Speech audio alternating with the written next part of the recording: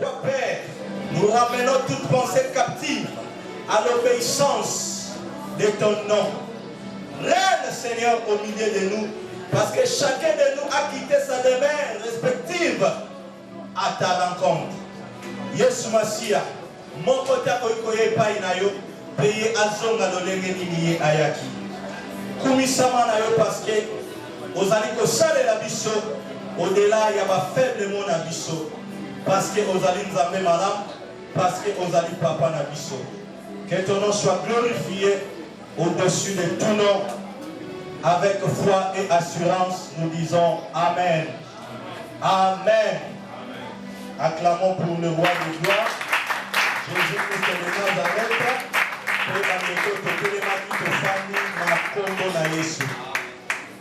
Alléluia. Merci Jésus-Christ de Nazareth, merci pour la grâce à Salibiso. Il y a pour partager les sous Malobanaye, la tombe à l'élo. Ils ont vraiment opportunité, faveur imméritée, parce que tous les spécialités. Et tout petit merci au comprendre. Le coup là, mon corps il y a Lazare, il y a la bonne part. C'est-à-dire, il y a place au Koyo Kamalobananzab.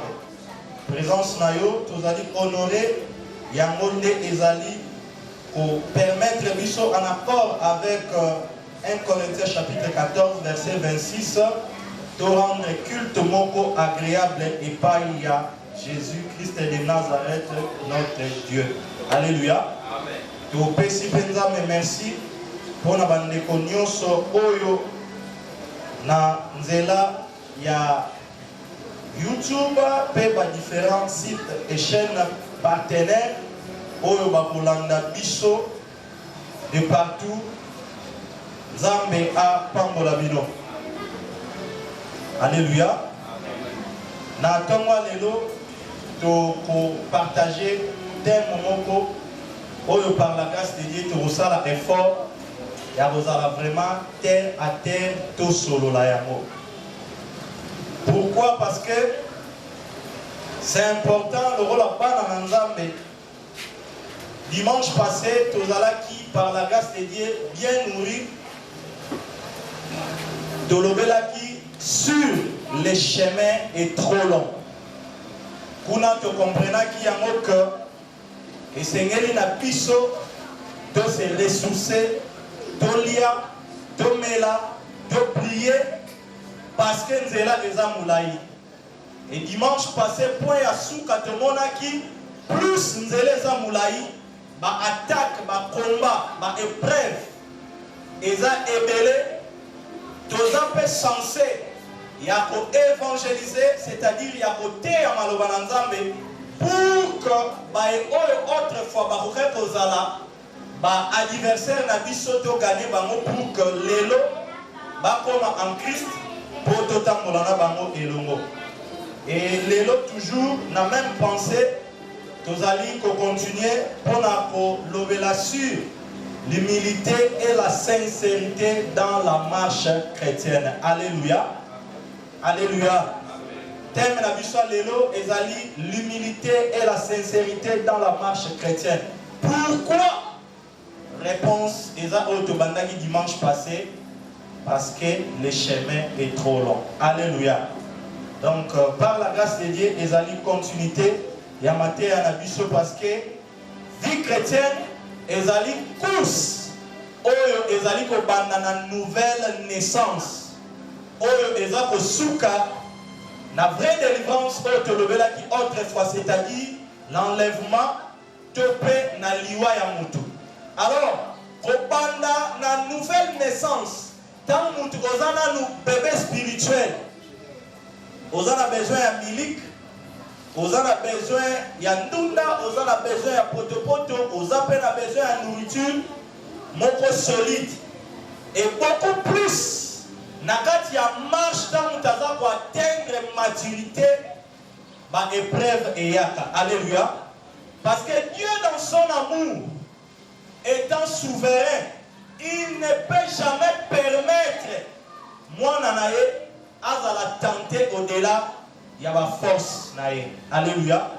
Donc, tant au yambi Yesu, au côté la quatrième zéla, on a toujours bien à la marche chrétienne, terminer ses alliés, rencontre un époux, enlèvement, nakatika tuana, n'est-ce pas qui dimanche passé, va virage Eza et Belé.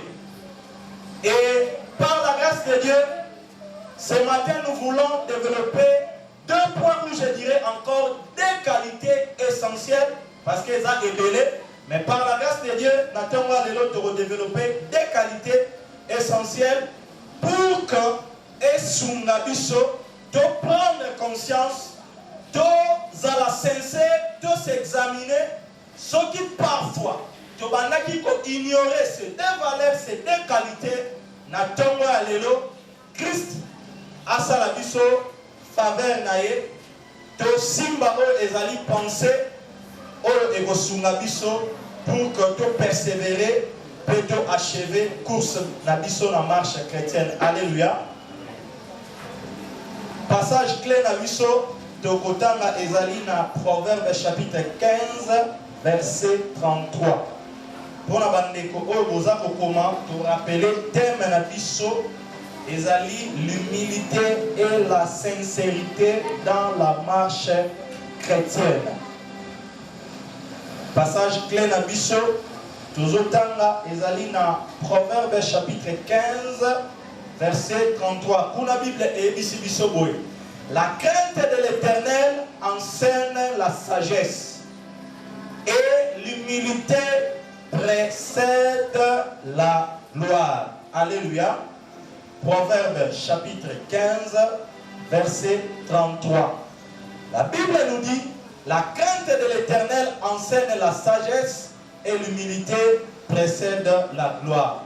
Wanezali passage clé na biso. Bien aimé, marche chrétienne nenge tobanda ikoloba eza vimoko mutu okoki kobanda yango na faible commencement, mais toza censé ya kosuka na gloire. Lokola ba piège, ba tentation, ba virage moko compliqué ezali, c'est-à-dire marche wana eza comparé na combat. Voilà pourquoi apôtre Paul aza koloba, j'ai combattu le bon combat. Désormais la couronne de justice, la couronne de gloire m'est réservée. Alléluia. Donc cela veut dire qu'après avoir combattu dans ce chemin, osuka kaka wana te kolelaka ba problème bitumba na bitumba. Et aux en moment moko oyoyo, aux en déclaré bon et fidèle serviteur, récompensé pour et dans la gloire éternelle. Alléluia. Pourquoi nous voulons développer ce matin les deux qualités ezali, humilité et sincérité? Bien aimé, parmi les apôtres, c'est vrai, Paul a commis, mais en termes d'autorité, et même tant Christ azalaki na bango, mutu oyo Nzambe a décidé qu'il a soit révélation qu'il était le Christ, c'était l'apôtre Pierre.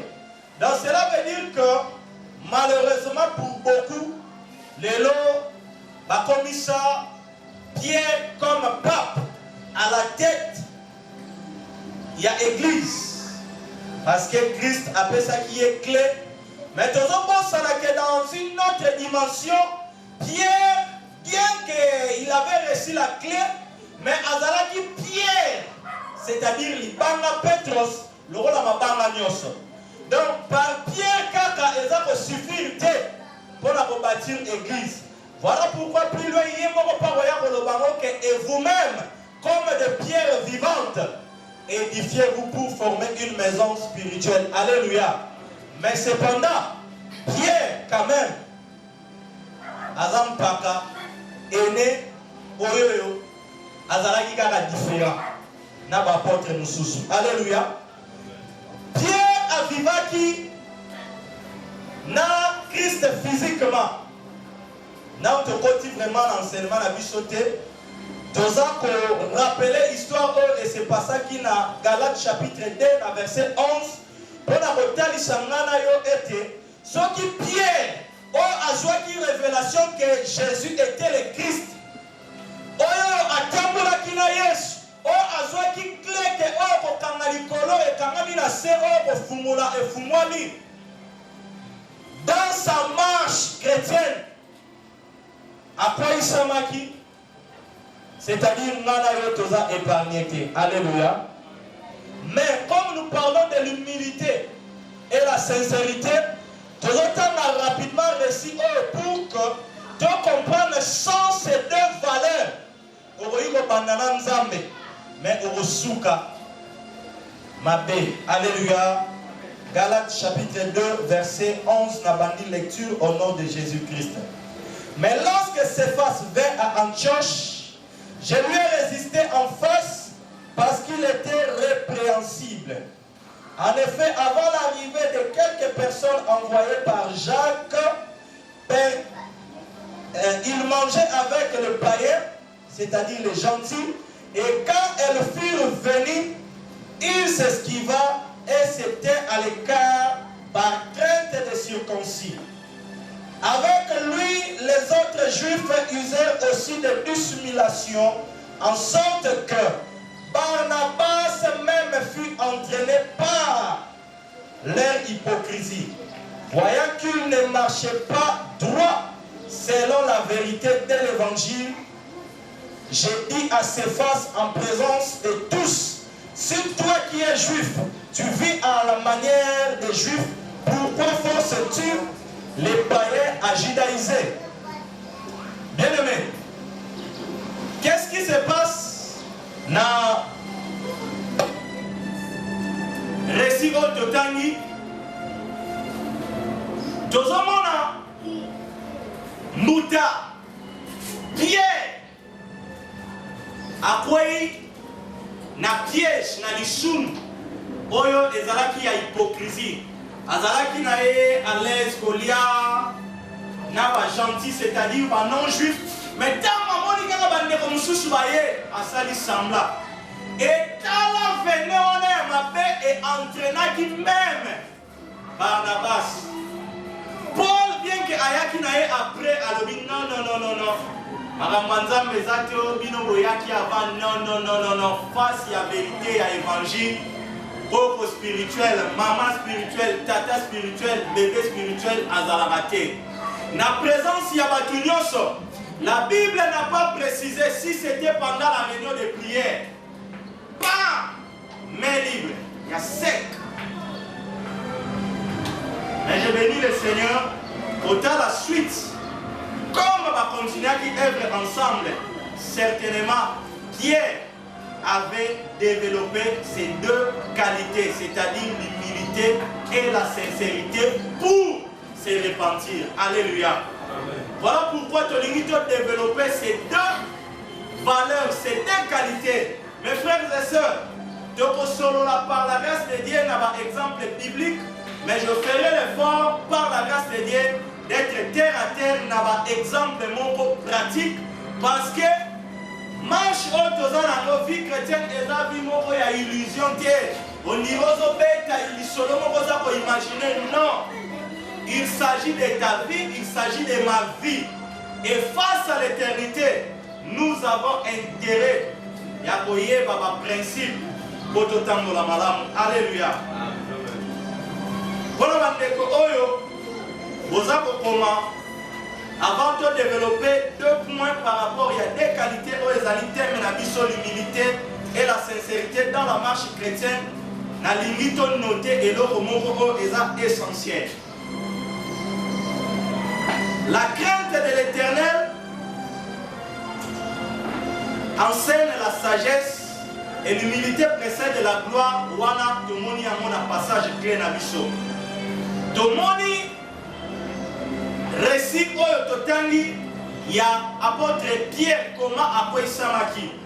Maintenant, le rôle lelo ezali kamu oyo et concerné ngana yo na lingi on noté malamu quelques phrases oyo. La sincérité et l'humilité attirent la faveur de Dieu dans nos vies. Je répète, la sincérité et l'humilité attirent la faveur de Dieu dans nos vies. Pourquoi? La réponse est simple. Parce que Dieu résiste aux orgueilleux et il accorde sa grâce aux humbles. Alléluia. Amen. Bien-aimés, sans l'humilité, sans la sincérité, c'est pratiquement impossible pour bénéficier de la faveur, ou je dirais encore de la grâce du Seigneur. C'est vrai, grâce à Salibiso, pour Yeshua Koufane Koulou, sous tous à la sauver, tous à qui est forte. Mais dès que nous sommes acceptés, parce qu'il est écrit, je mets devant toi des chemins, la vie et la mort, le bien et le mal. C'est-à-dire, tout et chacun de nous a la possibilité de faire les choix. C'est-à-dire, nous avons un chrétien hybride, hypocrite, bayebinga dimanche, nayaka, na pesaka ba libéralité, na salaka boye, mais ozana yo pe na vie moko ya orgueil, ozana yo pe na vie moko ya désordre. Eza choix oyo ko sala. Ce qui peut au moins que na marche chrétienne oyo, pour que nazala madame et seigneur nazala humble et puis sincère, eza pe possibilité oyo bokoki kopona. Voilà pourquoi premier point que nous avons développé pendant la manque de ces deux choses ou qualités provoque la colère de Dieu dans nos vies devant un péché révélé qui touche à l'œuvre de Dieu. Alléluia. Nous allons tenir compte si y a des cognos sur premier point que nous avons développé, la manque de ces deux choses, c'est-à-dire l'humilité et la sincérité, provoque la colère de Dieu dans nos vies devant un péché révélé qui touche à l'œuvre de Dieu. Alléluia. Alléluia. Amen. Nous avons bien précisé que sans ces deux valeurs, devant un péché révélé, de ceux qui ont touché la œuvre de Dieu. Parce qu'il y a d'autres péchés qu'on commettre en libanda ya makambo ya nzambe. Faut pas oublier, tant que nous formons une maison spirituelle. Alléluia. Donc il y a aussi une mode de vie où le Seigneur l'a adopté. Il y a aussi des principes. Parce que nous avons vivre d'une manière individuelle, vie chrétienne et puis nous allons vivre d'une manière collective. Alléluia. De la même manière, les sous-munayo et koki bozalaka kapona yomoko, tout comme et koki peut pour toucher œuvre ensemble. Alléluia. Voilà pourquoi, dans le premier point, nous avons développé 3 sous-petits points. Point. Top exemple de la liboso que tiré en haut dans l'ancienne alliance. Nenge bandeko belé tolobaka na Ancien Testament. Pour te comprendre que kanda ya Nzambe eza ko concerner kaka église te. Œuvre tant tozolo bela œuvre ya Nzambe c'est depuis le commencement na jardin d'Éden. Voilà pourquoi tant Adam na Ève ba peshaki Nzambe afrapaki bango. Toza na 2 Rois chapitre 5. Eza histoire moko o mingi toyebi. 2 Rois chapitre 5. Tozo banda lecture à partir du verset 8 qui na 27. C'est vrai, lecture les amoulaï, tokotala, soki tokotanga nyon soto tokosote. Verset 8, Bible yebisibiso, lorsque Élisée, homme de Dieu, apprit que le roi d'Israël avait déchiré ses vêtements, il envoya dire au roi, pourquoi as-tu déchiré tes vêtements? Laisse-les venir à moi et il saura qu'il y a un prophète en Israël. Naaman vint avec ses chevaux et son char.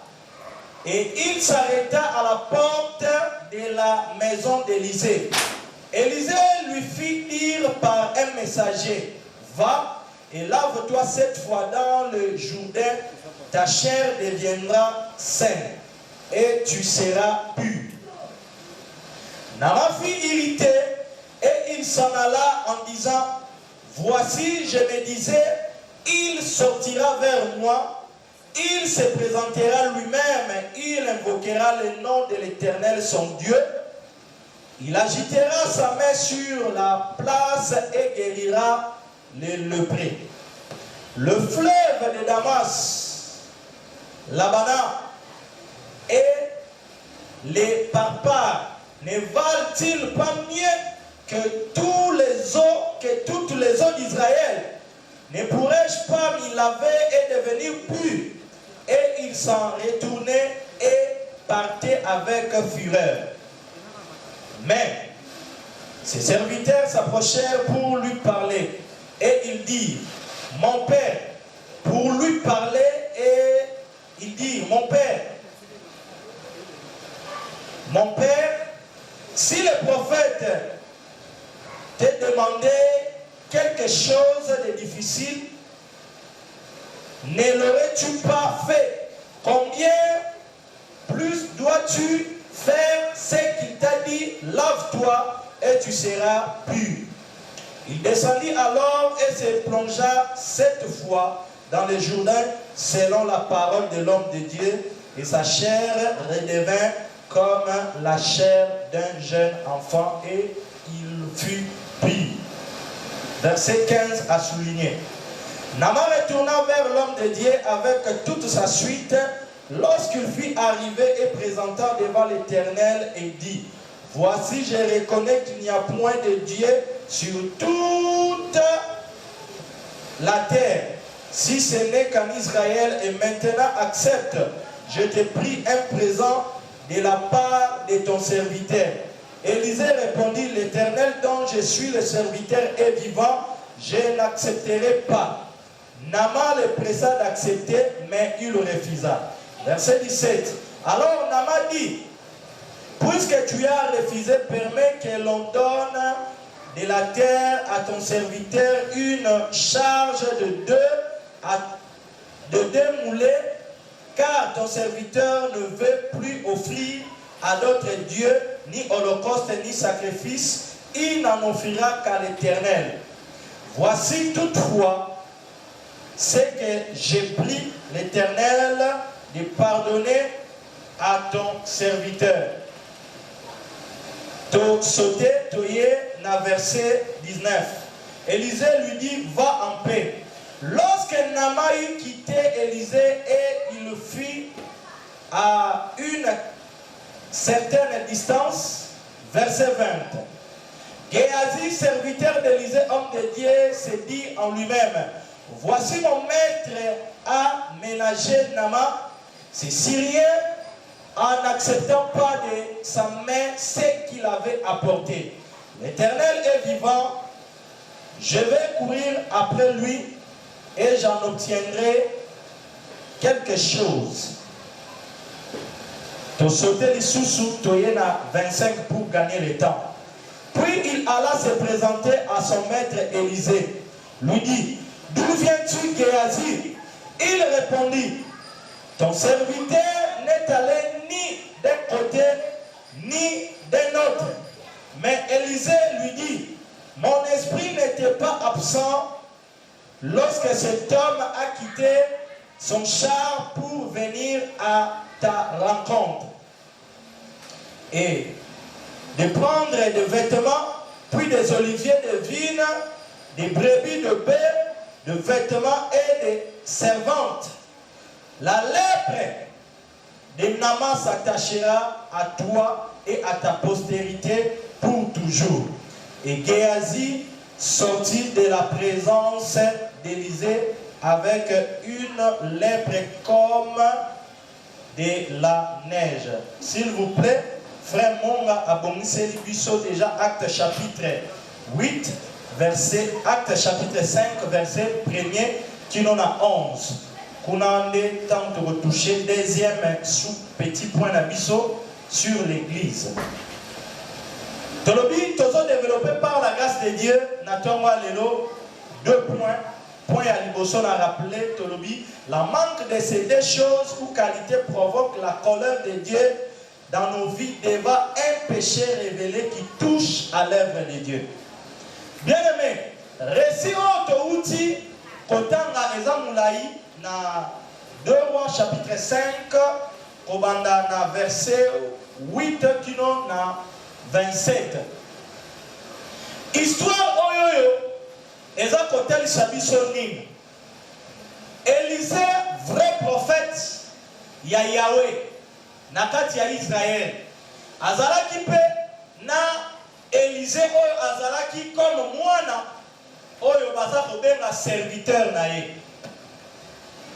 Mais na Syrie ezalaki na général moko azalaki influent comme na ye Nama. Malheureusement, malgré ma capacité na ye, mais azalaki lépreux. Vu que lèpre na ye bane ko déranger ye, na ba inquiétude na ye, servante ya mwasi na ye jour mususu ayebisi patronne na ye que soki papa, c'est-à-dire Nama, accueilli na Israël, lèpre na ye oyoyo ekosila. Ba démarche salami, ba lettre nyonso papa et comité et pas ya roi. Roi alobi abi pasoli bilamba oyo ngambu nini ngana komi nani pour que na silisa lèpre. Elisa mosala nzamba solo tango message wane komeli alobi botinda ye aya. Élisée, vrai prophète, Géasi, serviteur naïe, ou je dirais encore collaborateur. Nama aye a commis, nanda kuize a tineliera un message, boye bisaye, a kene na Jourdain, ami bambakuna 7 tours. Nama nenge totani aboyi, moko ya ba garde na ya tambola na bango, ba pesier conseil. Voilà pourquoi et ça malamu peut botambola na ba ninga ya malamu. Alléluia. Parce que ce qu'on a mal entouré au qui peut passer à côté de la visitation divine na yo. Parce que très souvent le la batou ata ko tozala kondima, tozala ko sambela, tozala na mwalo lenge moko boye. Oyo tozela nzambe asale la biso. Le rôle nzambe pe azalaka obligé te ya kosala le rôle biso. Biso pe tozangaka humilité pona ko obéir na o nzamba lingi pona biso afin que le résultat soit positif. En plus de cela, ceux qui sont mal entourés, voilà pourquoi tu passes à côté. Nama a résisté, mais ceinture naïe, bah il y était. Tosaka accueilli 7 tours. Pa. Abimi boy, ponaye, Bible de Job Sabiso. Et zonga qui le rôle à bébé. Puis, certainement, Nama Zalaki na moi virus, yaba congolais. Service union solelo égal, bon. Prophétie, bon. Koyako yambisa mwana, ataya mwasi o na Bible zalaka na mote, bon. Ozuinda kwa sika, tata pasteur ya kogonde la pona ndako, bon. Osomi mutuka, yomo kwa votambola na modadi ya renye na monano. Bon. Service union sur l'égal bon. Au moment où la Bible nous dit vous avez reçu gratuitement, donnez gratuitement. Ce principe n'a pas commencé avec nous à l'église. Alléluia. Vrai serviteur de Dieu a coquille jamais côté kako échanger grâce à Nzambe na mbongo. Tope biloko ya mokili oyo. Alléluia. Élisée a comprendre retour ya Nama que a offrir na babiloko oyoyo suite ya guérison. Parce que souvent il y a une amitié malamu ya kokabelanga. Dès qu'on commence à attendre poser cas, malgré ça qui satisfait to nga webisa nga mosali na Nzambe biloko na memeli yo yango yo. Alléluia. Mais malheureusement Suite, il y a guérison à l'obi. Ah! Et c'est une bonzela, Moussa Nanzami. Élisée Totangi à l'obi. Non! C'est bon, Kende. J'aime cette déclaration. L'Éternel dont je sers est vivant. N'a besoin de présent à yoté. Cela veut dire en d'autres termes que Dieu sait prendre soin de ses serviteurs. Alléluia. Bien-aimé, qu'est-ce qui va se passer par la suite? Malgré l'insistance, il y a Nama, Élisée a boyi. N'a côté qu'à guérison. Parce que pour ça, Élisée Zala qui était, qui est né pour que mon bibaba yebake na Israël, Nzambe azalaka awa. Alléluia. Mais son collaborateur, Géasi, Cupide, comme les Aquinois, les Quinois appellent Fakwa, à Bétichitasima. Tamu Nama Boussani Mwanda. S'il vous plaît, mon général. Ah, Nini Lissous. Bah, j'ai le mot comme outil na ngambwa ngoma mtu soka zo kosa donc inspiration ya kaka. Ba lobi bazangi bilamba tout biso to kosala ndenge nini. Ah, loko la pesa la ki soué ya Nama Abibo. Le roi a besoin de se présenter à l'Ekamata. Nzokane, Nzambe otoza ko servir Allah la kate animba kate missionaire et monaka partout. Alléluia. Yamana prédicateur, frère, sœur, osana na yo enzombote parce que Nzamba pesi yo don ya prophétie, ya vision, ya parole de connaissance. Yo te muto bandi amo. Élisée place à Fandaki, Kitalata. Azomona na enyos. Alléluia. Géasi azongi. Bien-aimé, tokoti siko na matière na biso. Wana la bandeko expliquer la histoire. Mais tozo bimisa siko penser pour la matière na biso, premier point na biso tolobi sans l'humilité, sans la sincérité devant un péché révélé qui touche à l'œuvre de Dieu et provoquera la kanda yanza. Déjà, tu dois comprendre que Géasi le couteau la nyonso azako sala ezako toucher œuvre parce que à cause de la sima il y a guérison opérée par la puissance divine et la sima il y a mosali na Nzambe Élisée. Donc ezalaki eloko moko shida na ngate ezabor na nga na coin na nga na bêtier balance non. Ça touchait déjà à l'œuvre.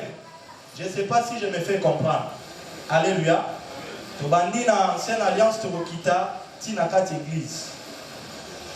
Porte ya liboso Élisée a Pessi na Géasi Atunie okendaki wapi. Oyebi soki oza humble eza na baquestion mosusu soki bapose yo tokokita mpe na bavi na biso to explike nano maloba na Nzambe. Ocomprendre déjà kaka ke avant basu question ya yo moko tubela kaka question liboso outi wapi olie apprendre conscience ke mouvement oyo na outi kosala balance wana epesi fruit ya lobi non beti lisusu mouvement mosusu mete nazalaki nanga kaka koyenga Élisée ayebisi ye ti ntango olandaki mutu wana azokita na char na ye bamakambo oyo nyonso esalamaki mon esprit était là présent c'est-à-dire Nzambe alakisaki nga nyonso oyo esepasaki kuna. Une fois que péché na ye ezalaki révélé fallait peut-être asenga pardon peut-être je dis bien sort na ye oyo totangi elingaki ezala nango ndenge wana te ya tikali kaka boye ntango mosusu abanda koluka deuxième mouvement mais Élisée alobi oyo na kopesa lisu couloir te mpo na tuni oyo outi wapi okosinga obandenge koyengayenga nazo détaillé makamunyo so uti ko sala otelemi kaka boye. Désormais lèpre oyo ezalaki na nzoto ya Nama ekomi epai na yo. Alléluia. Bien aimé, tala comment batebele ba comprendre te que maloba na Nzambe eza épée ya deux tranchants. C'est-à-dire tant otelemeli yango positivement eza ko sunga yo oza ko bénéficier nango. Tant olingi oya na ndenge moko ya gauche droite kozala pembeni ya mosali na Nzambe ya solo. Eleki char de combat oyo batelemisi liboso na yo. Alléluia. Dans cela veut dire char de combat sur les liboso na yo, c'est juste une image pour nous aider à comprendre et pour protéger ceux qui sont en simanango contre l'adversaire baye pas au bombarder. Mais ceux qui sont char de combat wana yo zaki na simanango ba balusi mutu nango contre yo. Vous allez calciner, consumer, mais on disparaître. Alléluia. C'est ce qui s'est passé. Et pas il y a Géasi. Ozotambola na mosai na Nzambe.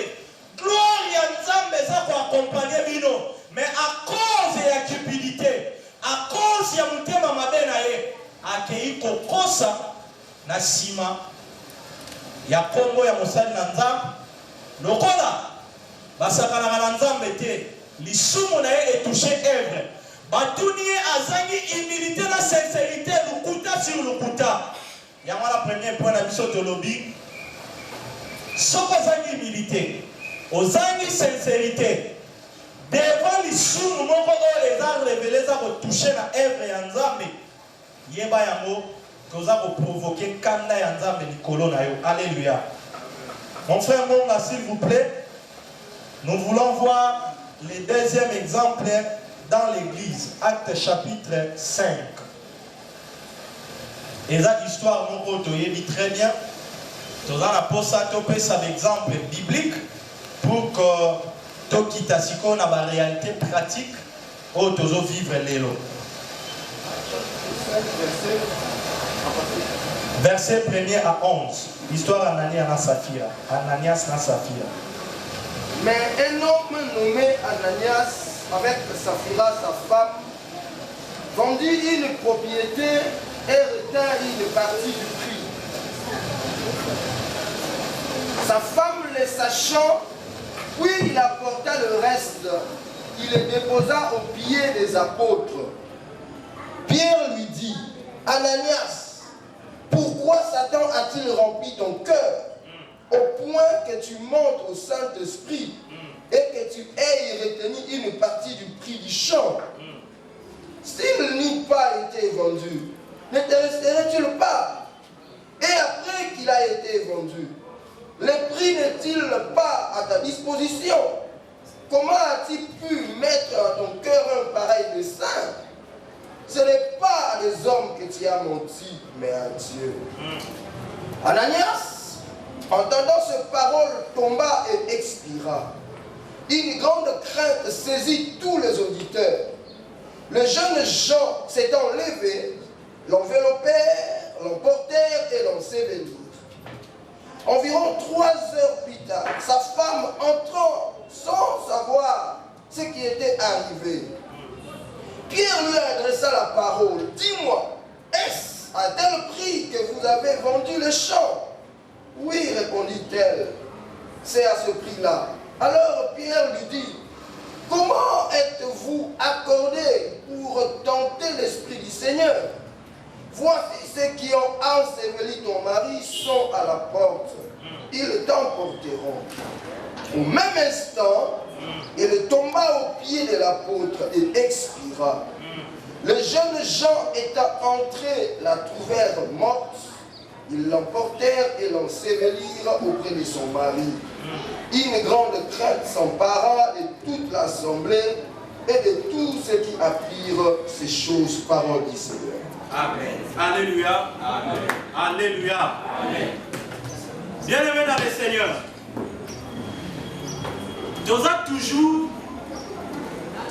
pour développer le premier point d'Abisso. De moi qui Naebandeli, notre aîné, parce que Tolobaki a que mon côté Katina Biso a épargné. Quels que soient tes efforts, quelle que soit ta bonne motivation et disposition du cœur, d'une manière ou d'une autre, parce que tu as nous autres, cependant, à cause, il y a œuvre et à croire, tu as appelé bassin par position. Mais dans notre condition de vie, étant sur cette chair, tout le monde, à l'exception de personnes, d'une manière ou d'une autre, à quoi analyser d'une manière accidentelle. C'est ça la différence entre un enfant de Dieu et des païens. Païens, ils ont la vie à chaque jour. Mais maintenant, bisous pour la autre photo, que dimanche passé, nous allons moulaï. Yango lelo siko tozo luka deux qualités oyo. Ceux qui te ignorent yango, te moni déjà dans l'ancienne alliance. Comment Géasi à cause de Moïse, il y a manque de sincérité, na cupidité naïe. À cause il y a manque de sincérité, na humilité naïe, parce qu'il était cupide quand il y a un Nzambe qui le connaît. Et il y a d'autres personnes qui disent Nzambe, mawa. Tozama tanga ngolu. Nzambe na mawa ndenge batumsu balobaka Nzambe nini penza akotika moto yake li atika na moto mais moment ngo yango ozoyoka maloba na Nzambe respecter ba principe olingi te okozika na moto okozika Nzambe mawa ngonde yango bolingo ngonde yango alléluia. Acte chapitre 5 verset 1er à 11 kuna tomoni deux femmes. Tu as une histoire malam que na début na naissance de l'église tellement que bandeko bazalaki na assurance que Christ azoyaka ka lelo ce va comme 18h ou toi koki a été donc lobby na 5h certainement trompette ressonner ce va comme lobby na 5h 12 et la 12h donc ils étaient rassurés que ba kufaté Yesu azoya. Est-ce que vous avez na lupango munene? Non, c'est là mon souvenir. Ah non. Il est doué, agréable, frères et sœurs, de demeurer ensemble. Ah ouais. Tout fan dans la vie, tout prier, tout yemba, pour libanda. Ah, massou. Tous dans la présence ensemble. Si vous, faut tout ça, papa. Nana zana. Lupango na ngamo kuna bundene 18 hectares na bibo ale. Tote kayamo.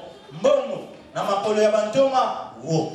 Oh, mususu aza kuna kote ya monga fula wana ateki yae. Baena mbongo na makolo ya bantoma. Wo. Bien aimé, librement.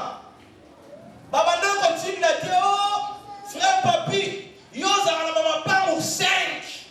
Est-ce que koki ko pesa moko te pona yawe te yo moko. Librement. Bien aimé, ma Nzambe ezali kangu ya révélation pour les action sur tout le plan. Mutu mususu zomona ya pesa katika ye. Mutu mususu zomona ya sala ka boazo musaka botika ye. Yo condamné oyo monika ke et commis système o eza conformité na maloba na Nzambe. Ligoro na kilta lundi et dimi na kilta mardi et dimi na kilta vendredi et dimi wana eza normal te. Mais chaque culte mutaya ko pesa libéralité na tika ye parce que za na moma bete ezali sumuté. Qu'est-ce qui s'est passé? Couple oyo Ananias na Safira bango pe ba malanda ngulu mais mitema na bango non disposé. Or na Matthieu chapitre 5 verset 8 la Bible nous dit dans la béatitude heureux ceux qui ont le cœur pur car ils verront Dieu. Il y a une jeunesse de monde même par rapport à l'offrande. Il y a Caïn, Abel. Bible dit que Nzambe atelaki na miso moko ya malamu te, Caïn puis son offrande. Donc cela veut dire que ce qui compte devant Dieu en matière de donner, ce n'est pas d'abord le montant, mais la motivation du cœur. Alléluia. Parce que tu y es mis au yosa na moté, au ça plus selon biso. Mais Nzamba yebi ke wana eza nango ba superflu au péché. Alléluia. Qu'est-ce qui s'est passé? Alors toza na kati ya église. Molimo eza ko punza. Naissance ya église. Bandeko baza kozela Yesu. Ndenge biso toza kozela ye lelo. Ananias na Safira na se avant wana bateki mabele na bango. Bien aimé, toza ba lecteur la Bible, totan la Bible très bien. Nenge dans l'ancienne alliance tomonaki Élisée atikelaki Géasi couloir à se défendre. Ah, pe Pierre na question na ye apesaki bango couloir. Toza ba lecteur. Parce que tangu na mutayaki mutaliboso mobile a présenté mbongo. Pierre, apôtre, a tout nié. Est-ce que, dans mon terrain, il était libre à Kolobake? En tout cas, nous parlons de Tekaki Yango, na $2000, mais vu a besoin d'un bisomogo privé, tu épargner 500, 1500 Yango, tu jouis comme résolution parce qu'il est dit que chacun donne comme il a résolu dans son cœur. Tu yango. La présence Yanzambe. Alléluia. Je ne sais pas si quelqu'un comprend. Bien aimé, Magamantame c'est la punition de Yosoko péchité au Botika la piéton.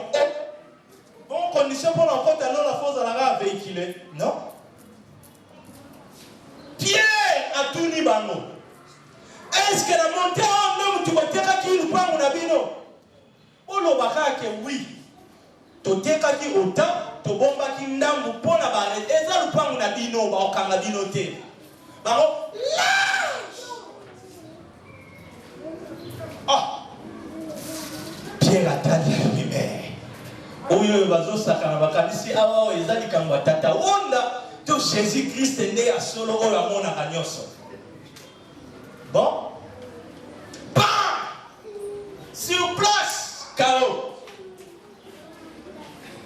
Expirant, on a beau constater date d'expiration, il met l'imam fruit à Koufi.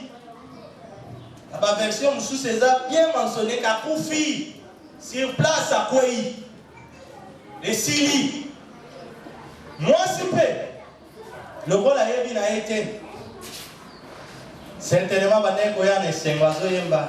Yanson Nasima, Yesu Liboso. Nyonso na sima Yesu liboso. Lokola ba mama. Hey! Zambe. Ya mwana miso molimo fefu mama kaka. Alléluia. Akomi babenye. Mama Safira. Oui moto na Nzambe. Mama yaka. Wana yebi likamole kana itea. Mama. Na ningina yeba. Lupango na bino wana ya maluku wana. Et ça va y aller dans mon bal. Oui, papa. Il y a bien un peu.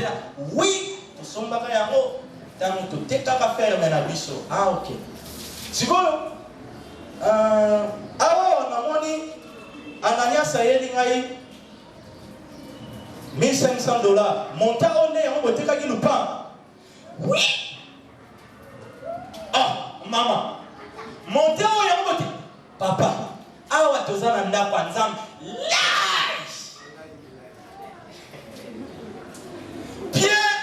À mon avis, bien aimé, laisse-moi te dire, ceux qui osent pemeni, il y a basel nandamba solo.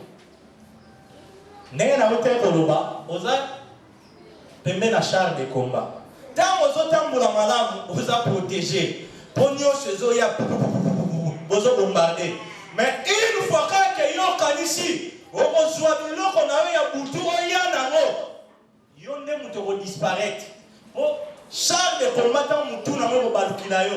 Donc atali nzaka no ko mona na te. Pierre azali suna ta ko sala exaltation te mama ko César mabe loi et lobi la biso ko non atali kaka mama o ne bote ka il pas. Rabbi yoka bien aimé. Alobi comment vous êtes accordé avec ton mari pour mentir au Saint-Esprit? Alléluia. Mais qui posait la question à cette femme? C'était Pierre. Mais pourquoi si moi je ça la Saint-Esprit? Parce que les Kamouyanzambe est à la Kamoutoute. Alléluia. Tozo sangana awawa pour Nzambe. Et là, on va dire ça. Pasteur, il a été, ma frère, il a été, mais mis son Nzambe et mon partout. Alléluia. Bien aimé, par la grâce de Dieu, Tolingi, Tolobani, ceux qui ont la humilité, sincérité, laisse-moi te dire, Kanda Yanzam, au raté à côté. Parce que c'est deux qualités. Yango Karane Moutou et Sala cœur, ceux qui par erreur, tellement net, qui dimanche passé, que Nzela Ezamoulaï, au Kouïsami Nalisumu, on s'est repenti. Je me rappelle, il y avait un frère, Azal Elolibanda, je me suis partagé avec mon frère. Naï pour Nalisumu, Nayo Karasonité. Par rapport à la vie éternelle, même, na confessé na katikati ya stade de martyrs, batunyo so bazana na rosala mo. Ata bo wololinga, mais je sais que na réglé na Nzambe nanga. Alléluia. Frère, tolobi amen, mais ce n'est pas facile. Alléluia. Tolobi amen, mais déjà facilité. Alléluia. Tout le monde est dans l'ancienne alliance. Tout ça là, le premier point. Tout le monde est dans la nouvelle alliance. Ce que tu quittes dans la réalité pratique de l'eau, parce que tu es au solo là, bien que c'est un enseignement. Qu'est-ce qui se passe actuellement dans nos églises? Impudicité entre frères, sœurs, pasteurs, chantres. Vol et à offrande. Bien aimé, ton moni Géazé Azalagi frappé. Tomoni couple Oyo na acte 5, 1er à 11 Bazalagi frappé. Cela veut dire que Nanayo, ceux qui te ressemblent à la qualité Oyo toza épargné. Alléluia. Bien aimé, c'est vrai, ce n'est pas facile. Parfois, à la manière des hommes, c'est la honte. Ah! Na vraiment na terre kabwe na reconnaître que ngale mutu na sabizaki na ser wana na vraiment quand na sala kabwe ba yeba que jour wana na mutu na yiba kambongo wana ya offrande rien ndenge bakina baloba jaja. Actuellement ce genre de choses se passent et elles sont bien entretenues. Baza bien protégé, genre il y a des pratiquants dans l'église où on a un cimetière. Parce que mon frère et ma soeur, Jésus-Christ, le Dieu véritable, n'a pas changé. Là où le nom de Jésus-Christ est invoqué, le principe il ne changera jamais. Alléluia. Alléluia. Voilà pourquoi. Et c'est pour ici de prendre conscience, non volontairement, mais d'une manière accidentelle. Ça peut arriver un jour que vous commettre les sous-moments pour affecter, pour toucher œuvre, c'est-à-dire ton frère, ta soeur, l'église. Mais, puisque le Seigneur t'a élu, t'a appelé, pour, comme finalité, l'enlèvement, tu as besoin de comprendre ces clés. Que si tu n'as pas l'humilité, la sincérité, jamais on va continuer. Course na yo ebokatana, le rôle Ananias na Saphira. Qui pouvait imaginer que dans cette gloire, Ananias na Saphira va candidat à l'Ifelo. En plein feu. Parce que chaque jour, matin, midi, soir, la Bible dit il persévérait dans les enseignements, dans les prières, nuit et jour. Mais parmi bango, 2 personnes disqualifiées. Le candidat est en enfer. Les longs ma soeur, mon frère. Toutes les spécialités. Alléluia. Bien aimé, ce n'est pas facile. babetela yanga lisolo moko frère moko l'église moko besoin se présenta qui appelle des fonds bato bazoya bazocha ya tati enveloppe ya $1000. Si on a souka tango ba compter balobi par rapport ya achat oyo tozolinga tosala nzamba sungi lelo na kitunga na biso bimi $350. Frère wana jamais. Abino certainement ce qui est ça que bato nyonso ba pesa qui 350 plus 1000 nanga, c'est-à-dire fallait à 1350.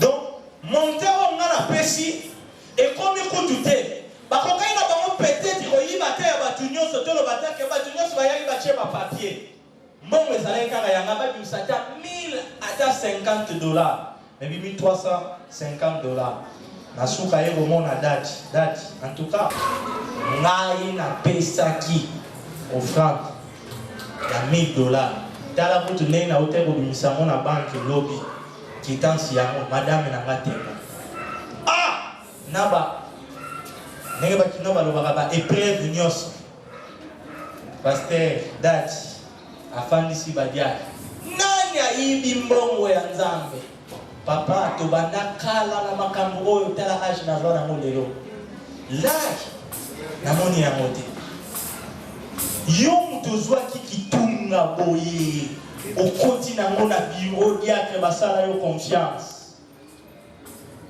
mazo vivre na ye. Par là je comprends que l'église wana ata basala rassemblable dans un cimetière boutique ya pasteur parce que place où gloire à Nzambe ezali Dadi a déclaré ou pas ce que yambolité aura été frappé à Nzambe. Alléluia. Alléluia.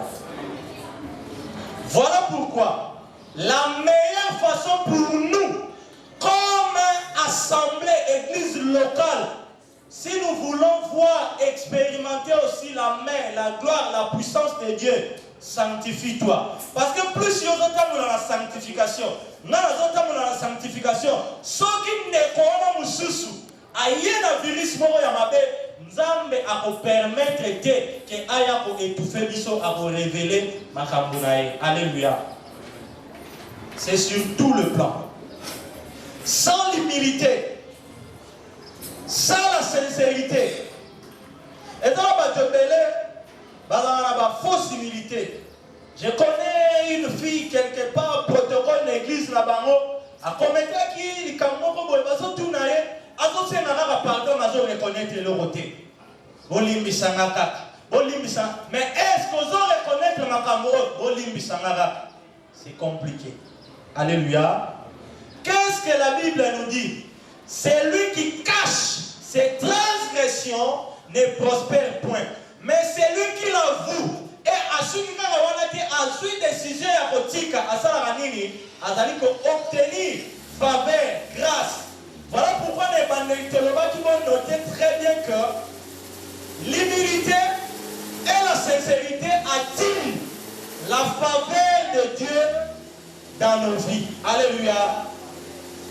Bien-aimé, je répète encore, naïveté, je ne souhaite pas, mais je sais que d'une manière ou d'une autre, et comme la yoka, jouer au senga na yo, on régler les soumou na yo, parce qu'il est touché na Ève. Est-ce que vous avez vraiment le courage, na sincérité, il y a que confesser, ce n'est pas facile. Et ce genre de message dans l'assemblée, la vie a prêché parce qu'il touche à la profondeur. Katia mutema mutu. Tolingi ba confession moko superficielle. Bien-aimé, toza mutamasumu senga na nzamba limbisa yo soko lobi ko sumu kakite ozalisi yawe moto na lokuta. Non. Toza batu na masumu te. Nous tombons dans le péché par erreur, mais toza ba saint. Sainteté, sanctification et un mode de vie. Alléluia. Alléluia. Rapidement pour citer, deuxième point, Tolobeli, la manque d'humilité et sincérité envers son prochain peuvent fermer de bonnes portes ou opportunités. Et par-dessus tout, et briser peu ma relation. Ton résumé, Mathieu, on a 2 points. Point à l'émotion, te montre que devant les sous Eza, révélé, ça retouché la œuvre et ensemble. Mais deuxième point, te montre que quand tu n'as pas l'humilité, la sincérité envers ton prochain, et quand il a eu ma porte belée, ma opportunité,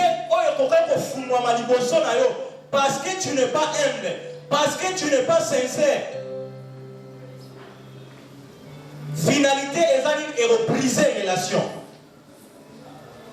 Alors, si tu as dans la vie pratique, parce que tu as dans nous autres, alléluia. Donc, on peut cet exemple. Mensonge à tout moment, orgueil. Il y a d'autres personnes. Nana pile vient à Mamoro, Alanda peut-être Olanda, Maté, Anantana, Bomote, Ami Ebi. Azamouté, Mamalamu, Aranda, service. Mais viens à Mawana, jamais mon coquille au sala n'a traité mon sang que à Kosayo. Donc, il y a le couteau, n'a évité ce qui est comme un vaccin mode de vie. Et l'homme au sala est pour aboutir, et simba nango. Mais il faut appuyer Sayona, Akosayona. Et quand on Kosayo, on a même créé avec nous pendant 10 minutes pour apaiser Mazoko Sayo.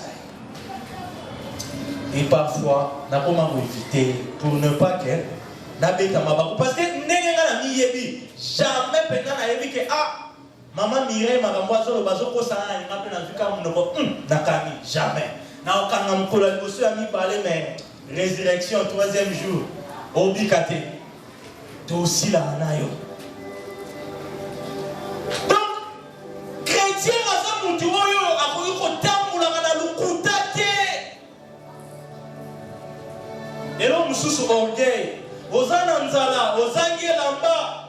Senga, c'est biblique, senga bakopesa yo tala. Oye pena wana kokoko Maman Miflo, nous sommes en Aboye.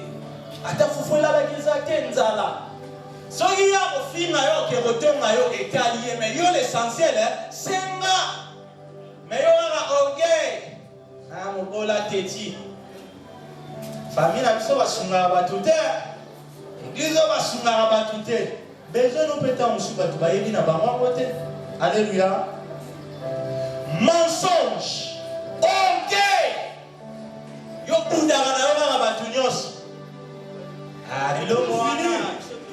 la honte des erreurs du passé na reçu sawana. Wana total a vu mon bimba apôtre Paul tant azako se présenter à zo pesa sevenaye. Alors mais autrefois je persécutais l'église. J'étais plus avancé que les cas. Batu ya âge na ngana judaïsme na bomi batebele na baneko kende même qu'on soit ma lettre mais un jour tant on a kutana kina Yesu na nzela ya Damas Yesu a repesa bomo il a changé ma vie alléluia bien-aimé to télémi to prier pendant quelques minutes quand on a son ya ba erreur ya passé laisse-moi te dire ce qui passé na yo ezalaki malamu impact ya œuvre ya croix elingaki ezala manifeste te na monde lelo. Oui tika batu baseka yo ozalaka chel autrefois obanda kobotela mibali ya batu ozalaka kuluna ozalaka rebelle ozalaka impunique ozalaka moyibi. Mais qu'est-ce que ta parole qu'est-ce que la parole nous dit?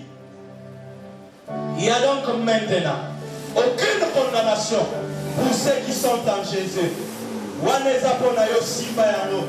Romains chapitre 8. Bien-aimé, la honte des erreurs du passé est qu'on peut recaler la porte mususu. Oui, par les qui s'en vont dans mon lien,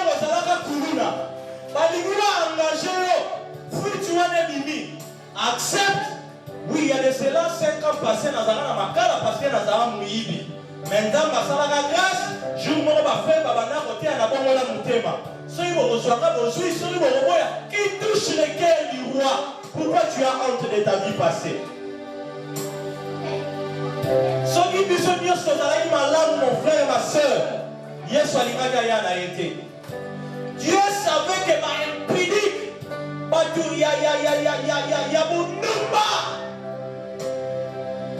Il y avait une femme, espion. Son nom c'est comment encore?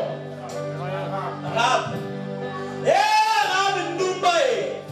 Mais dans sa vie d'impudicité, Dieu est souverain à permettre que pendant laisse-moi te dire. Tu es spécial parce que malgré tes avortements, malgré ta vie du passé, comme Dieu t'a gardé, non, toujours dans cette vie, mais il t'a fait la grâce de confesser, de se repentir devant toi. Tu ne peux pas avoir honte de ta vie passée. Alléluia. Voilà pourquoi nous allons prier ce matin. Élève ta voix. Nous avons développé 2 points. Ce n'est pas facile, mon frère, ma soeur, mais c'est possible. Le chemin est trop long. Aux accompagnements de la Koya Bisaya Soumasi a été. N'a pas virage compliqué. N'a pas chute comme Melangaï. Salama Molou. N'a développé humilité, sincérité, parce que tu résistes aux orgueillés et tu répands ta grâce aux humbles. Prions au nom de Jésus. Dieu de gloire, ce matin nous venons au devant de toi. Yawa na bomo imaloba na yo e peti na mitema na biso na tombo ya lelo. Kolo, toza meilleur te, toza spécial te. Lelo toza na esengo po toza kokende na yo de gloire en gloire. Mais le village oh ezaleli biso compliqué, Seigneur. Toye epana président, bastard, ya minene na mokili oyo bakusa bakena enfer. Porte oyo fongoli biso yawe. Orgueil ekanga yango te Yesu. Nous refusons la vie du mensonge. Nous refusons, Seigneur, tout ce qui n'est pas de toi, Père. Étant sur terre, tu nous as montré le modèle. Tu t'es humilié. Tu as accepté la honte, le mépris, la condamnation des hommes.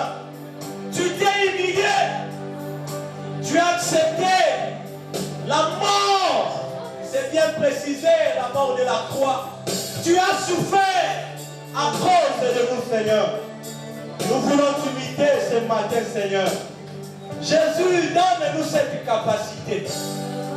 Ce n'est pas facile, Seigneur, d'accepter ce qu'on a fait autrefois. Mais Seigneur, nous voulons l'accepter avec joie parce que ta grâce est plus puissante pour effacer notre identité du passé, Seigneur. Yahweh. Baoba bayeba kibiso bandumba. Baoba bayeba kibiso bamoshina. Baoba bayeba kibiso bato ya mauvaise vie autrefois, Seigneur. Tolingi. Soni wana yo changer yango.